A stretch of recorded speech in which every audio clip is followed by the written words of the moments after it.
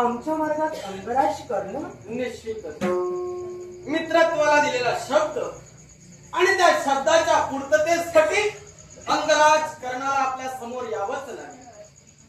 तुमची योग्यता मी पूर्णपणे जाणते. तुम्ही काळात माझ्या लक्षात आलं. या विश्वात रक्ताच्याही नात्यापेक्षा मैत्रीचं नातं श्रेष्ठ आहे. तुमची मैत्री आहे आणि त्या मैत्रीसाठी इथपर्यंत तुमची पावलं पडली. जशी तुमची मैत्री आहे तशी भानुमतीची आणि सुप्रियाची मैत्री आहे. शाबास. तसं तुम्ही मित्रासाठी झटतात तशी या भानुमतीसाठी झटणं हे सुप्रियेचं कर्तव्य आहे. हा. मग आमचा जो मार्ग रोखला तो का आणि कशासाठी एकाच कारणास्तव ऐकूया. स्त्रीची निर्भत्सना करणं कर्णाला केव्हाही पटलं नाही. हा पण संप्रत मित्रत्वाच्या फक्त शब्दासाठी आणि त्या माझ्या मित्रासाठी आज मला इथपर्यंत यावं लागलंय. म्हणून अंगराज करणं आपल्याजवळ समजावणी करतोय. भानुमती माझ्या स्वाधीन करा आणि माझं कर्तव्य पूर्ण करण्याची जबाबदारी मला ते कर्तव्य पूर्ण करू द्या. अंगराज, सहज तुमच्या मुखातून शब्द बाहेर पडले. ही भानुमती तुमच्या स्वाधीन करा. हा. तुमच्या समोर ही सुप्रिया उभी आहे.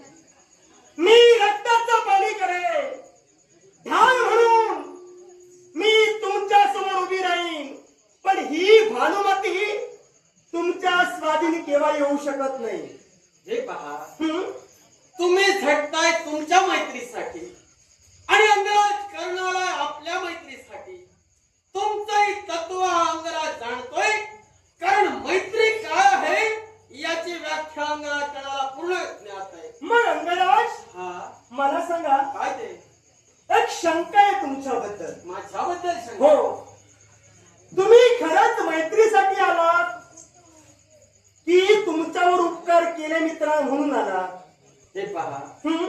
तुम्हाला जे काही बोलायचं असेल ते स्पष्ट बोला, जेणेकरून तुमच्या शंकेचं निरसन हा कर्ण करेल. मला जे काही बोलायचं आहे हे कदाचित पूर्णपणे तुम्हाला ज्ञात आहे. तरी सुद्धा मी असं का म्हटलं? का? कारण वासंती पौर्णिमेच्या दिवशी शस्त्र स्पर्धा भरविण्यात आली आणि त्यात तुम्ही सुद्धा उपस्थित होता. निश्चित. पण त्या शस्त्र स्पर्धेत सूत पुत्र म्हणून तुमची हेटाळणी केली गेली. तुमचा अपमान करण्यात आला. त्या क्षणी तुमच्या मित्रानं आपल्या मस्तकी असणारा राजकिरीट तुमच्या मस्तकी परिधान केला. एवढंच नव्हे, अंग देशाचं राज्य अंगराज तुमच्या स्वाधीन केलं आणि अंगराज करणं म्हणून या विश्वात तुमची ओळख झाली. म्हणून विचारलं तुम्हाला, खरंच मैत्रीसाठी आला की उपकार केले म्हणून आला? म्हणजे मैत्रीची व्याख्या तुम्हाला समजली नाही. ऐकूया.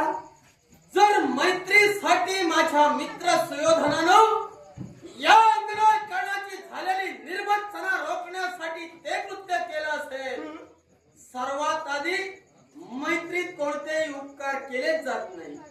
जिथं उपकार आणि परोपकार केले जातात त्या नात्याला मैत्री म्हणत नाही. मैत्री ही फक्त सुखदुःखात सहभागी असते. नव्हे तर दुःखात असणाऱ्या प्रत्येकाला त्याच्या सहाय्यासाठी ती मैत्री उभी राहते. संप्रत जर त्या धरलेल्या सभेत या अंगराज करण्याचा अपमान होतो हे माझ्या मित्राला, नव्हे तर त्या मैत्री तत्वाला ते पटलं नाही. म्हणून त्यानं अंगदेश मला बहाल केला. नव्हे तर राज किरीट माझ्या मस्तकी धारण केला. कारण ज्या अंगराज कर्णाची निर्भत्सना त्या सभेत होत होती ती निर्भत्सना कुठंतरी थांबली जावी आणि मैत्रीच्या नात्याला उजाळा दिला जावा.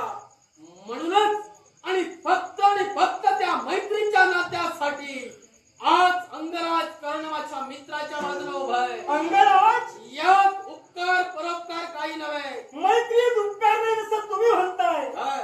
पण मला सांगा, एखादा मित्र जर आपल्या जीवनात चुकत असेल तर त्या दुसऱ्या मित्रानं त्याला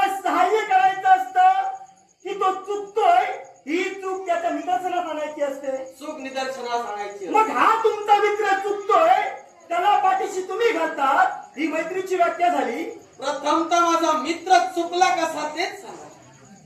एका स्त्रीच्या हस्ताला पकडणं गुन्हा मान्य अंगराज करण्याला, मग पण त्याचप्रमाणे जर एका वीराची निर्वासना होत असेल, त्याचं शल्य काय आहे अंगराज ओळखतो, दुसरा कोणी ओळखू शकत अंगराज, नाही. तुम्ही कोणी पण सामान्य नव्हे.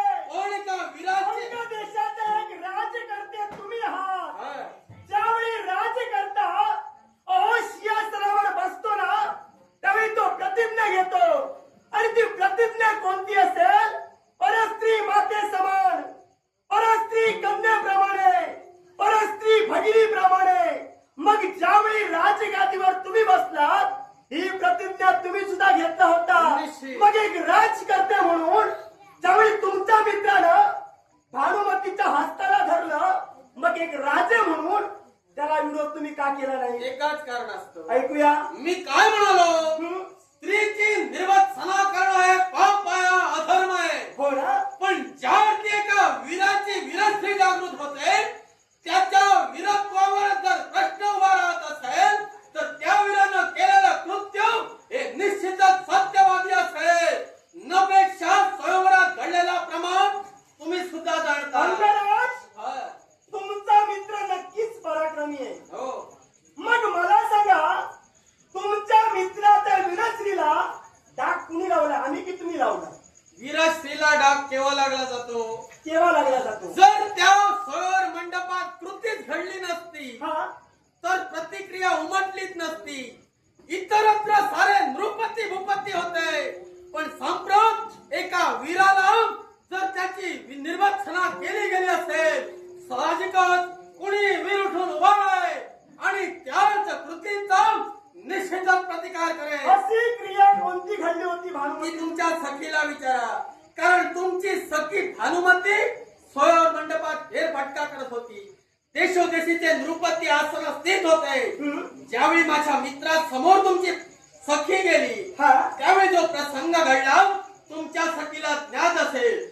नपेक्षा अंगराज करणं असं म्हणतोय, जर माझ्या मित्राला तुमची सखी जर पसंती उतरली असेल, तर त्यानं केलेलं कृत्य मला तर मान्य आहे.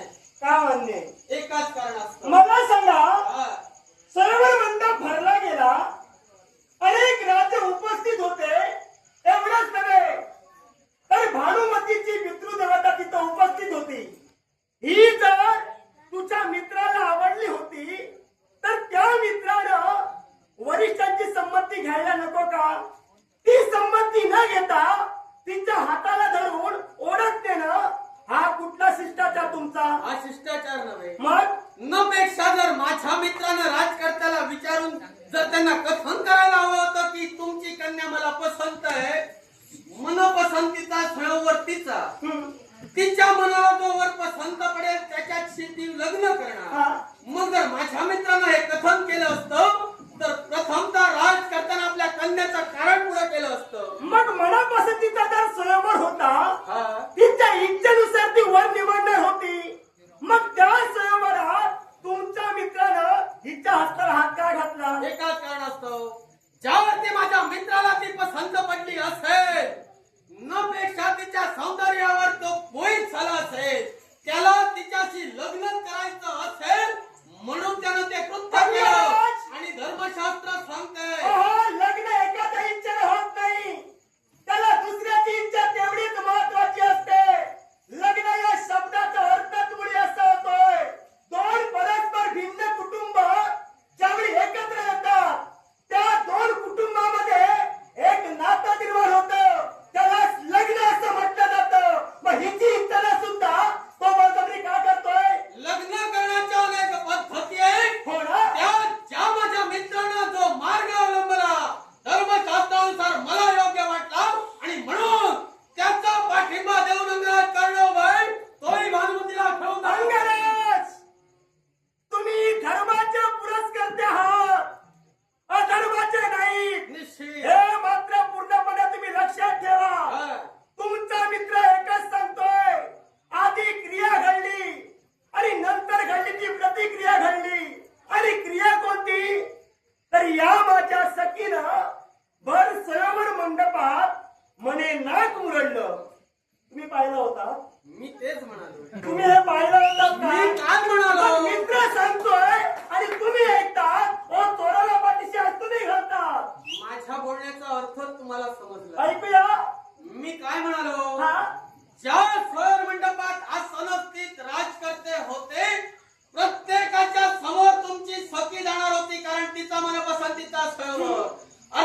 माझ्या मित्रा समोरची प्रतिक्रिया घडली, त्याला त्यानं प्रतिक्रिया दिली.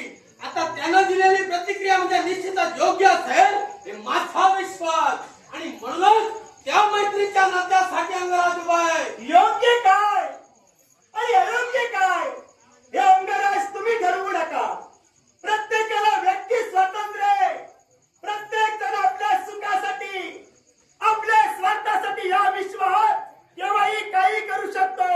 पण मी तर असं म्हणेन, हा तुमचा जो मित्र आहे हा स्वार्थी आहे आणि म्हणूनच असं दुष्कृत्य त्याच्या हातून घडलंय. जर व्यक्ती स्वातंत्र्य प्रत्येकाला असेल तर माझ्या मित्रानं केलेलं कृत्य हे धार्मिकच मी म्हणेन. कारण त्याच्या मनाला जे वाटलं त्यानं ते केलं. आता त्याला दिलेला शब्द सत्य करण्यासाठी अंगराज करणं या भानुमतीला घेऊन येण्यासाठी संप्रत तुमच्या मित्रासमोर आहे. मी एवढं तुम्हाला सांगते तरी सुद्धा मित्राचीच बाजू तुम्ही घेता. एवढं काय दिलंय काय तुम्हाला? काय दिलंय? काय दिलंय काय तुम्हाला? मैत्रीच्या नात्यात देवाणघेवाण पाहत नाही. हा तर मित्रत्वाचं नातं श्रेष्ठ केव्हा गणलं गेलं तर आपला मित्र दुःखात असताना, त्याची अवहेलना होत असताना जर तो आपल्या पाठीशी खंबीरपणे उभा आहे, मग त्याच्यासारखा दुसरा आपला मित्र कोणी असू शकत नाही. या दोष कदाचित तुमच्या लक्षात येत नाही कुणाचा आहे तो. कोणाचा आहे? दोष तुमच्या मित्राचा नाही. मग कसं आहे, खाण तशी माती पेरावं तसं उगवतं. अहो त्याच्या पूर्वजांनी जे केलं तेच आता तुमचा मित्र करतोय. या दोष तुमच्या मित्राचा नव्हे. याला कारण आहे, पितामह भीष्मानी काशीराजांच्या 3 कन्या अंबा, अंबिका आणि अंबालिका यांचं हरण केलं. पण अंबेचं जे प्रेम होतं ते राजे शाल्वा यांच्यावरती होतं. आणि हे ज्यावेळी अंबेनं भीष्मांना कतल केलं त्यावेळी मोठ्या मनानं भीष्मांनी अंबेची मुक्तता केली, तिला परत पाठविली. पण ती गेली ती कुणाजवळ? ज्याच्यावरती तिनं प्रेम केलं होतं ते राजे शाल्व यांच्याजवळ अंबेचं धारण झालं. पण त्या शाल्वानी तिला नकारलं आणि म्हणून ती एकटीच निघून गेली. मग मला सांगा त्यांनी हरण का केलं? याच्यापेक्षा आज नाहक त्रास एका स्त्रीला भोगावा लागला. असं काय गुन्हा केला होता तिनं? तुम्ही दोष भीष्माचार्यांना देता आणि स्वतःच्याच मुखवटे म्हणाला की अंबेला भीष्माचार्यांनी शाल्वाकडे पाठविलं. सत्य? सत्य. मग जर एका स्त्रीचं मन जाणून भीष्माचार्यांनी जर अंबेला तिथं पाठविलं असेल, भीष्माचार्य चुकीचे कसे? भीष्माचार्य चुकीच्या मुळीच नाही. मग मला तुम्हाला काय सांगायचंय, माहितीये? त्या स्त्रीला हा नाहक त्रास भोगावा लागला. मी जी इथं उभी आहे ती फक्त स्त्री तत्वासाठी उभी आहे. आणि एखाद्या स्त्री तत्वाला जर डाग लागत असेल ही सुप्रिया केव्हाही शांत राहू शकत नाही. तुम्ही स्त्री तत्वासाठी जसं झटता तसं अंगराज कर्ण मित्र तत्वासाठी झटतोय. ज्याप्रमाणे भीष्माचार्यांनी ज्यावेळी काशी नगरीत 3 कन्यांना जिंकलं गेलं, धर्मशास्त्रानुसार सर्व घडत आलं. आता ते का घडलं, कसं घडलं याचा अंगराज नकोय. कारण सारे पूर्ण विश्व जाणतंय. नपेक्षा ज्यावेळी भीष्माचार्यांना वाटलं त्यांनी एका स्त्रीची मुक्तता केली म्हणजे स्त्री पत्नी त्यांनी सन्मान दाखवला. आता माझ्या मित्राला ही भानुमती पसंत पडली, त्यानं तिचं हरण केलं. मग त्याच्या मनातील इच्छा मित्र म्हणून जर मी पूर्ण करत असेल, मी तो धर्मी कसा? अंगराज, मित्राला सहाय्य तुम्ही करता आहात. मित्र तुमचा चाललाय तो अधर्माच्या वाट्याजवळ चाललाय. मग त्याला सद्मार्गाला आणणं हे मित्र म्हणून तुमचं कर्तव्य होतं. पण ते न करता मित्राला सहाय्य तुम्ही करता आहात. मग मी तुम्हाला काय म्हणू? मी तुम्हाला काय म्हणू? एकाच नाण्याच्या 2 बाजू असतात. तुम्ही एका बाजूला विचार करताय की तुम्ही तुमच्या मैत्रीसाठी म्हणजे भानुमतीसाठी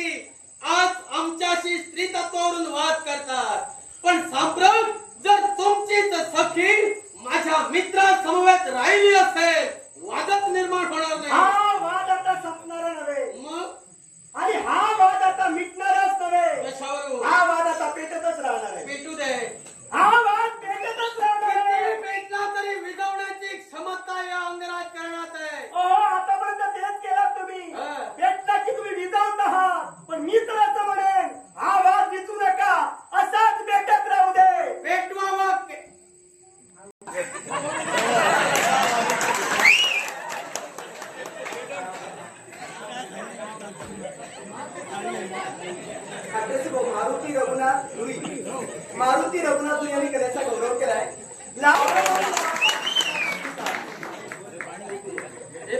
वाद पेटला तरी चालेल. नाही कसं आहे तुम्ही म्हटलात वाद पेटवायलाच हवा विझवायला नको. मी मात्र उलट्या मात्राचा आहे. जेवढं मला विझवता येईल तेवढं मी विझवतो. कारण पेटवणाऱ्यापेक्षा विझवणारा महत्वाचा आहे. हो ना? पेटत जर गेलं तर सारं जाळून खाक होईल.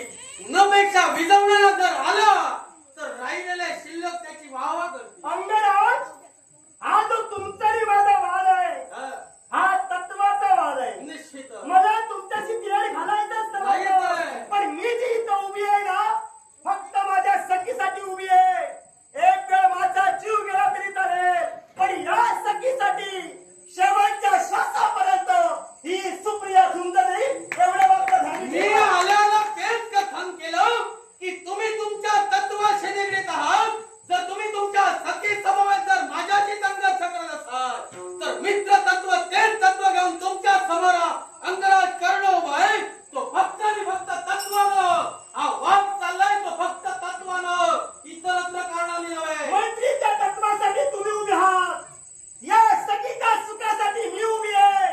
यात माझा कोणताही स्वार्थ नव्हे. सांगून जर तुम्ही ऐकत नसाल आणि संघर्ष जर तुम्हाला करायचा असेल तर ही सुप्रिया तो संघर्ष नक्की केला एवढं मात्र झालं. मग संघर्षाला ही सुप्रिया तत्पर असेल. नाविलाज अंगराज हो जाईल. हा हा दुखरवायला उंबऱ्या सारखा दुखरवायला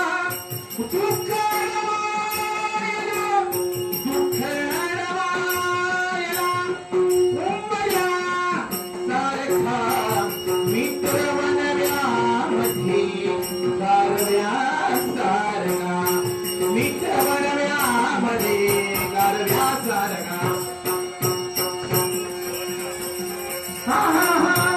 वाट चुकणार नाही जीवन भर तुझी वाट चुकणार नाही जीवन भर तुझी वाट चुकणार नाही जीवन भर तुझी वाट चुकणार नाही जीवन भर तुझी एक तू मित्र कर आरशा सारखा एक तू मित्र कर आरशा सारखा मित्र